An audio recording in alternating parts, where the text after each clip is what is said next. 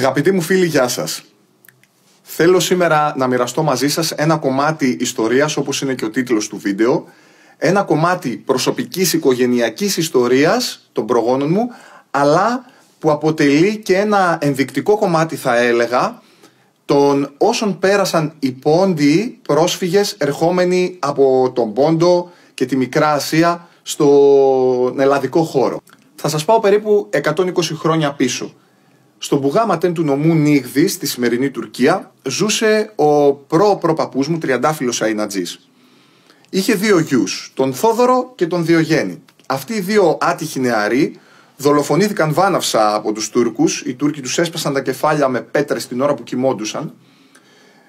Ο ένας εκ των δύο, ο Διογέννης, ήταν αραβωνιασμένος με μία Μαρία Ιωακιμίδου. Όταν ήμουν πολύ μικρός, ο συγχωρεμένος ο παππούς μου, ο Διογέννης, μου έλεγε αυτή την ιστορία για την πατρίδα και μου ανέφερε χαρακτηριστικά ότι αυτός ο Διογέννης, που στην ουσία ήταν θείος του, γιατί ο παππούς μου, ο τριαντάφυλλος που είχε αυτούς τους δύο γιους, στην πορεία έκανε και έναν ακόμα γιο, το Χριστόδουλο, τον Αϊνατζή, τον προπαππού μου δηλαδή, ο οποίος ήταν και ο μόνος που έζησε από τους γιους. Οπότε ο παππούς μου ο Διογέννης έλεγε την ιστορία που του είπε ο πατέρας του, ο Χριστόδουλος, και μου ανέφερα χαρακτηριστικά ότι ο Διογέννης αυτός που σκοτώθηκε από τους Τούρκους ήταν αραβωνιασμένος, όπως σας είπα, με μια Μαρία Ιωακιμίδου και φορούσε μια αβέρα που είχε γραμμένο το όνομά της μέσα. Μέσα στη νύχτα που τους σκότωσαν, δεν πήρανε χαμπάρι, από όσο μου είχε πει και ο παππούς μου, τα χρυσαφικά που φορούσαν και τα τιμαλφή που είχαν πάνω τους για να τους τα κλέψουνε, και η βέρα αυτή βρέθηκε στα χέρια του πατέρα τους.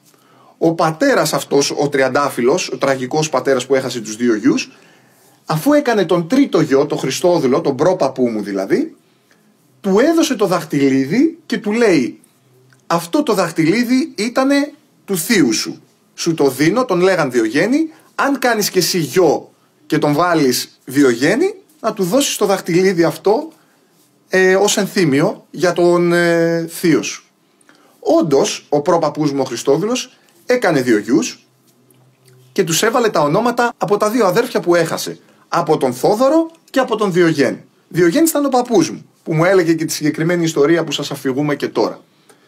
Όταν μου την είπε την ιστορία αυτήν ο παππούς μου, εγώ ήμουν παιδάκι τότε, θυμάμαι 10 χρονών, του λέω: παππού, πού είναι αυτό το δαχτυλίδι, υπάρχει στα αλήθεια, να μου το δώσεις εμένα? Μου λέει: αγόρι μου, μη στεναχωριέσαι, εγώ όταν θα έρθει η ώρα θα σου το δώσω. Του λέω: καλά ρε παππού, κι αν εσύ πεθάνεις κάποια στιγμή, εγώ που θα το βρω το δαχτυλίδι? Μη στεναχωριέσαι, εγώ θα φροντίσω να το πάρεις. Το απίστευτο της υπόθεσης είναι ότι ο παππούς μου πριν πεθάνει, πριν από πολλά χρόνια, το 97, πριν πεθάνει, μερικές ημέρες πριν, είπε στη γιαγιά μου που ήταν κρυμμένο το δαχτυλίδι για να μου το δώσει. Μετά από λίγο καιρό εγώ ρώτησα τη γιαγιά μου, την οποία σίγουρα θα την έχετε δει σε κάποια από τα βίντεο που έχω ανεβάσει, την οποία έχασα και πρόσφατα. Ρώτησα τη γιαγιά πού είναι το δαχτυλίδι και μου λέει: θα σου το δώσω όταν θα έρθει η ώρα. Λέω: γιαγιά, κοίταξε, μπορεί και εσύ να φύγεις αναπάντεχα και να μην το βρω το δαχτυλίδι. Αυτό το δαχτυλίδι λοιπόν όντως υπήρχε, όντως ήταν αληθινή ιστορία η οποία μου είχε αναφέρει ο παππούς, αν και ήμουν παιδάκι εγώ τότε και δεν το πολύ πίστευα. Όντως ήταν αληθινή και η γιαγιά μου έδωσε το δαχτυλίδι. Το δαχτυλίδι που θα το βάλω και σε φωτογραφία στο βίντεο να το δείτε.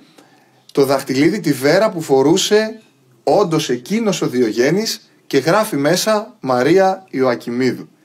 Είναι απίστευτο πραγματικά ότι ένα κομμάτι ιστορίας είναι τόσο μα τόσο αληθινό, θα μπορούσε κάλλιστα να είναι ένα μυθιστόρημα αυτό που σας αφηγούμε. Θέλω να σταθώ πάρα πολύ στο ότι αν και είναι ένα κομμάτι της οικογενειακής μου ιστορίας, σίγουρα θα έχουν πάρα πολλοί φίλοι να διηγηθούν μια ιστορία σαν κι αυτή την ιστορία. Ο καθένας στο προσωπικό του γενεαλογικό δέντρο θα έχει σίγουρα μια ιστορία παρόμοια να διηγηθεί από το τι έζησαν, τι άφησαν πίσω και πόσο τραγικά παράτησαν περιουσίες και ζωές ολόκληρες οι δικοί μας για να έρθουν στην Ελλάδα και να μεγαλουργήσουν από το μηδέν.